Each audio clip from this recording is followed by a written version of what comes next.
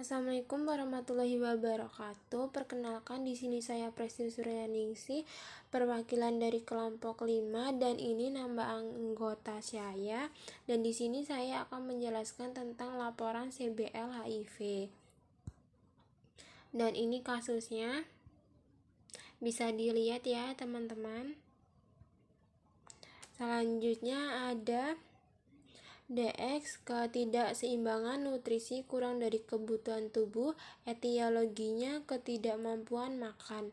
DS-nya, pasien mengatakan nyeri, lemah, tidak bisa aktivitas, dan tidak bisa makan dan minum seperti biasanya. DO-nya, penurunan berat badan dari 68 menjadi 59 dalam 2 bulan terakhir dengan IMT 16 saat ini. Selanjutnya ada DS, kerusakan integritas membran mukosa oral, etiologinya penyakit autoimun. DS-nya, pasien mengatakan nyeri, pasien mengatakan tidak dapat makan dan minum seperti biasanya. DO, hasil pemeriksaan mulut, pasien didapatkan sariawan dan kondisiasis oral sampai ke esofagus. Selanjutnya ada DX, diare, etiologinya infeksi. DS-nya, pasien mengeluh diare yang dirasakan semakin memberat dalam 1 minggu terakhir. DO, pasien mengalami penurunan berat badan dari 68 menjadi 59 dalam 2 bulan terakhir dengan IMT saat ini 16. Maaf ya teman-teman, tadi nggak kelihatan DX-nya sama etiologinya, itu sebenarnya di PPT-nya ada. Selanjutnya ada etiologinya. Ketidakefektifan bersihan jalan nafas berhubungan dengan infeksi. Ketidakseimbangan nutrisi, kurang dari kebutuhan tubuh berhubungan dengan ketidakmampuan makan. Kerusakan integritas membran mukosa oral berhubungan dengan penyakit autoimun. Diare berhubungan dengan infeksi. Selanjutnya rencana keperawatan. DX, ketidakefektifan bersihan jalan nafas berhubungan dengan infeksi.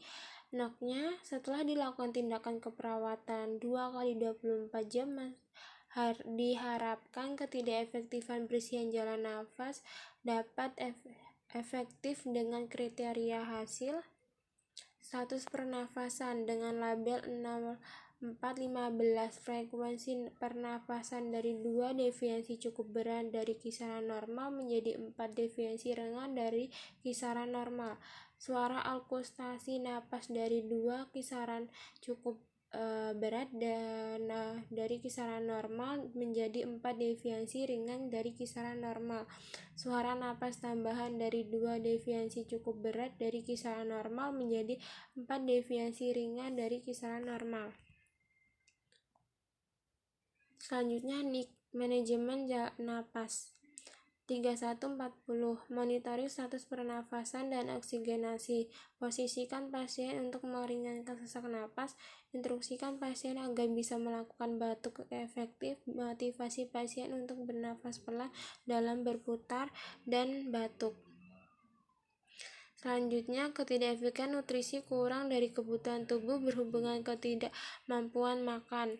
NOK-nya, setelah dilakukan tindakan keperawatan 2x24 jam, diharapkan ketidakseimbangan nutrisi kurang dari kebutuhan tubuh dapat teratasi dengan kriteria hasil status nutrisi, asupan makan dan cairan dengan label 1008.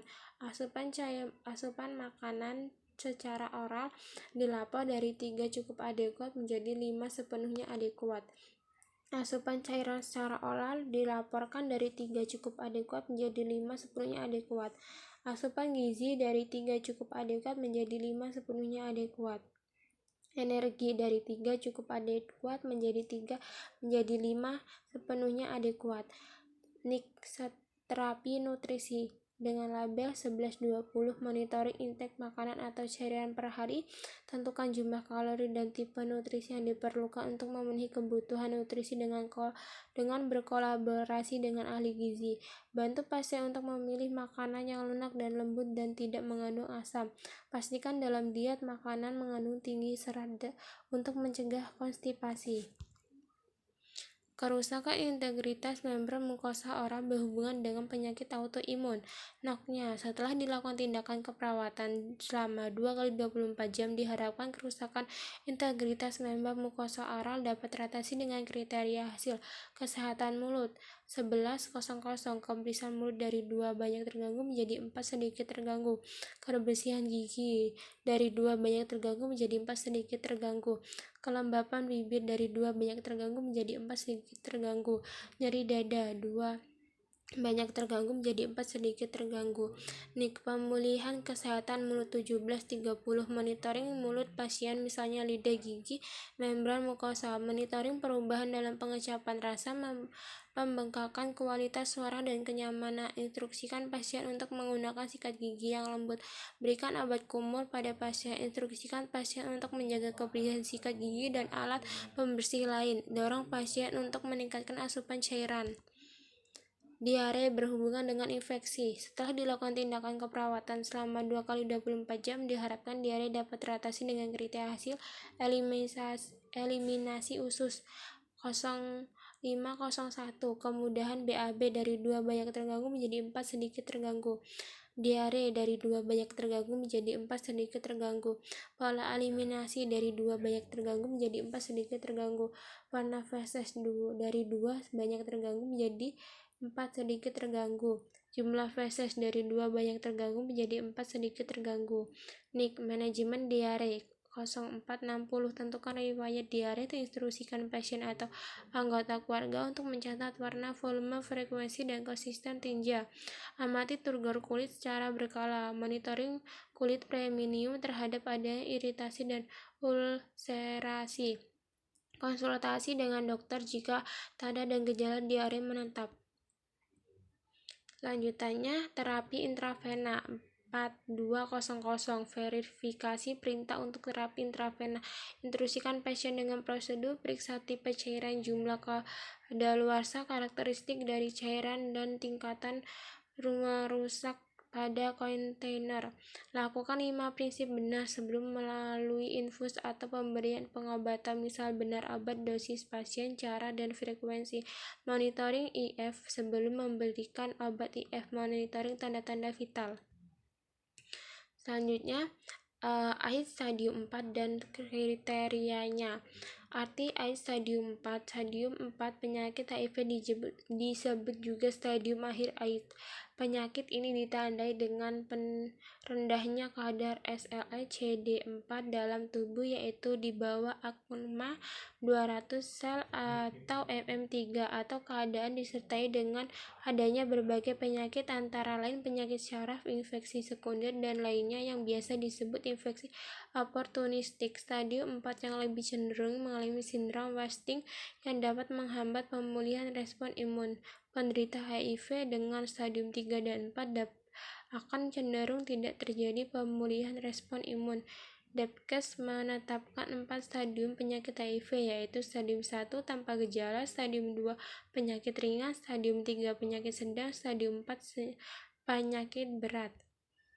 Selanjutnya, kriterianya yaitu meliputi wasting syndrome. HIV wasting syndrome saat penderita menjadi kurus, kering, dan tidak bertenaga. Kandidiasis esophagus, yaitu infeksi jamur di kerongkongan yang membuat penderita sangat sulit untuk makan. Tuberkulosis, penyakit tuberkulosis di luar paru, misalnya tuberkulosis kelenjar. Tokoplasmosis cerebral, yaitu infeksi plasma di otak yang dapat menyebabkan abses atau borok otak. Sarkoma Kaposia, ini salah satu jenis kanker yang disebabkan oleh infeksi virus human herpes virus 8.